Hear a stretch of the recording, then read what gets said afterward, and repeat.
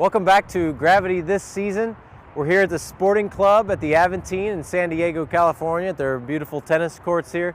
I've been working with Kara a little bit on the serve, so that's what we're going to cover today is the serve. Now I'm only going to, I'm not smart enough to be able to coach somebody to serve better. What I'm better at is looking at what's happening at one component of the body, particularly in all three planes during one component of the sport. So I'm going to leave the skills component to the tennis coach. I, as the trainer, am going to focus more on the foundation or the functional foundation that we talked about to create enough mobility and enough stability in the trunk, for example, to create a powerful serve that's going to make Kara another champion. So I was just working with Kara before we turned the camera on, and what we want to do with you live is to break down what's going on at the trunk during the serve. So if we break it down into three planes of motion, that's a real easy way to learn how the body works, because you'll see how it loads before it explodes. And if we see how it loads or lengthens, then we know exactly where our concentric exercises need to be. So what we're going to have Kara do, because she's awesome at it, is she's just going to serve, maybe 5-10 serves. And what we want you to do, it's tough to see with the jacket on, but try to figure out, even if you're at home, mimicking this action as you're watching this on a little tiny screen, what happens at the trunk. And if you just write the words S for sagittal, F for frontal, and T for transverse, we're going to fill in the blanks for each one of those. Sagittal, frontal, transverse. So, Kara, you ready? Where do you guys get a load of this? All right. There you go. Oh, you got another one in there, huh? Secret ball. So as she's doing this, let's start with the sagittal plane. As she reaches back, she launches it up, and we see really nice lengthening in the sagittal plane of the trunk. Remember, we're not looking at anything else but here. So she's got lengthening of the trunk. Awesome. That way you know that the abs, the core, is all involved. Let's go to frontal now. And it's a little bit tough to see where you're at, but from where I'm at, and if you're at home trying to figure this out, I can see a little bit, doesn't have to be a lot, it's just enough to turn the proprioceptors on, and she's getting lateral trunk flexion to the right. So right now, she's doing this, and she's doing this. Very good. So it's extension and extension with lateral flexion. All right, she's starting to beat up this little sweat now, so let's get to that transverse plane pretty quick. So as you see with the transverse plane, we're going through right rotation so that we can explode to left rotation. We always like to bring in our friends over at the Miramar Air Station. We've got F-18s flying around us right now. It brings a little more excitement to this. How you feeling, Kara? Okay, so let's head to the GTS. Now what's kind of exciting here is now I know I want to work on eccentrically lengthening and flexing at the trunk. I want to trunk rotate to the left all while walking to the GTS. And then we're also going to do the frontal plane, which is lateral flexion. So we're going to start off with the sagittal plane. So we'll go right into our crunches. So I'm going to get the machine set up. We know the 3-step process is equipment setup, client positioning, and then movement with variations. I want to get my pulley set up. Kara, you can dump your racket off somewhere. You've already done that. And I'm just going to have you come into a lying supine position. So have a seat here. Bring your feet up to the squat stand. All the meanwhile, I've got full control of the glide board. We're going to go to where you're lying on your back first. She wants the frontal plane. She's like, I'm ready to do lateral flexion. So here we are here. I'm going to have her kind of shimmy up a little bit so her head's at the top. So just kind of let the glide board come up and just bring your feet just in the edge of the board here. There you go. You can bring them on the squats or the rails. And now I want you to slide your body up just a little bit further. There you go. Okay, now I just want your heels just on there. Now you're going to go arms overhead. How's that feel just to be there? Especially right after a little bit of tennis. You've been kind of fighting that concentric. So what we're going to do is just get a slight bend in the elbow, just a slight bend, and I want you to kind of come over in arching motion towards my hands and reach up all the way up to the knees, and then go all the way back in a nice arching motion. So with the sagittal plane, just go ahead and repeat that. We're driving her into eccentric lengthening by using her arms overhead, and then she concentrically explodes up, so we're getting a lot of flexion. Now, one thing I forgot to mention, she can just keep going, is that when you watch that serve again, and you go back and watch it maybe a second time, and you look at what the tossing hand is doing, is, go ahead and hold there just for a second, is when she throws the ball up, when she launches it up, what's that doing to the trunk? That hand that's tossing the ball is helping to facilitate a lengthening through the trunk. So I always thought that was kind of neat to see, because the body figures all that stuff out. We don't have to mentally think, I need to throw a ball with left hand up to eccentrically load trunk. Feeling okay? Yep. Okay, so we've gone through, let's just imagine we've gone through a couple sets of those.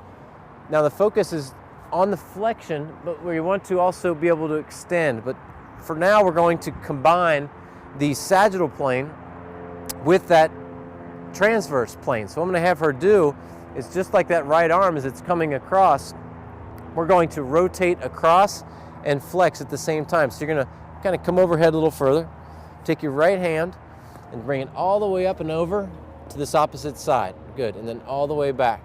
So we're eccentrically loading and then concentrically exploding. And this is a lot different than a tennis serve, but it's the same motion. It's a different stimulus because we've got resistance training. Obviously the speed is different, and there's no racket in her hand, which she probably would rather have a racket attached to the end of the cable. Then we'd be playing tennis. Let's go one more. Very good. Go ahead and take a break there. The key here is to bring the shoulder and head up off the board and rotate to the left for a right-handed tennis player. All right, I'm going to go ahead and take these from you. If you want to balance that out with the opposite hand, with the left hand going across, that's absolutely fine. Now what we're going to do is go into, I'm going to make an equipment change, so you can go ahead and stand up. We've got tennis balls all over the place. It's like romper room. All right, I'm going to take the pulley, put it up in the pulley pocket, and we've kind of covered the flexion, the sagittal plane. We've covered some of the combo flexion and rotational plane or transverse plane.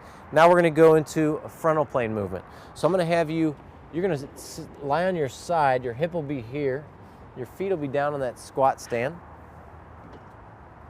Good, so get kind of comfortable on there. Your legs will be straight the entire time. And what you do is you're here, we're going to use the incline for an assistance, is I want to see a lateral flexion. So she's just going to lift up just a bit, just to turn the proprioceptors on, then come back and just repeat. She's trying to keep in this nice frontal plane. Good, perfect. And we know it's working. I can feel the muscles working. So head's a nice neutral extension of the spine, just kind of stays in line with the spine. And you can tweak this by going both arms overhead. You're not going to like this one. We'll just do it for one example. Arms overhead, and then you're going to do that same move. Good, so that's good. Basically what that does is extends the lever out. You go back to crossing the arms across the chest. And let's do one more of those. And then if you want to tweak it down, you can take your left hand and reach towards my hand and just come and get me here. So that's going to provoke a lateral flexion move throughout the trunk here. Very good. You can go ahead and stand up or have a seat, relax for a moment. Now we do have, obviously, I didn't do some of the obvious stuff that you might do with your client, which would be bringing the machine down and doing your trunk rotation. I just kind of assume you're going to be doing that. When you're doing those trunk rotations, remember if it's more for a forehand or if it's for a serve, it's based on where your hands are. What we're focused in on today is what's happening at the trunk. So we know that if we want to just work on rotation, because if we break down this serve again, let me jump off here and grab this. As we're coming back, we're extending through the trunk. We got that covered. As we come back, let me give you a better angle. And I'm doing this. You can see that I'm lengthening across the left side of my body, so I'm laterally flexing to the right. And then we do the tricky one, which is transverse plane, where I serve the ball. I come up here and you can see that this hand drives me into right rotation. So we're covering all those. So with the trunk rotation, you can almost just kind of pop on the GTS, grab a cable from the lateral, and go into trunk rotation to the left with an emphasis on lengthening to the right. So you want to look and see, do they maintain control back here in that small range of motion? If they're in a kneeling position, they can get their pelvis going with them a little bit more. So you can integrate the entire body.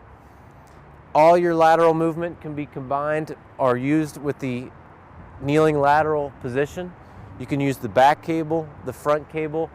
Today I would say let's use the back top pulley position to really crank us around to get that trunk to rotate so that we can concentrically explode through the transverse plane. Lateral trunk flexion. We did do some of this side lying exercise where we laterally flex to the left, but don't forget that part of that movement is to laterally flex to the right. I'm sorry. Yes, we laterally flex to the left. The eccentric phase of that is to eccentrically lengthen. So perhaps you might step and do some lunging exercises where you lengthen the trunk on the left side. So you could do a lunge series and just drive the body over to the right side and you'll get a real nice lengthening. Start to put a weight in their hand, weights overhead, medicine ball, any type of tweak to progress the program. So it's start light, just with the motion, then start to integrate a lunge, or just have them stand up with a weight and work on that frontal plane motion. You can identify through one of those three planes where they're strong, where they might need some coaching, and if you stick with that plan or that kind of attack of the body where you look at one component, look at the three planes, you can start to look at the hip in three planes. You can start to look at the shoulder in three planes, the knee, the ankle, all this stuff works. We'll cover some of that down the road, but with this being the tennis, the serve, kind of the shotgun start to the match, I hope that these principles, strategies, and techniques help you, and I'd like to say that I've learned a lot of these from the Gray Institute, help you become a better coach or a better trainer with tennis athletes. See you next time.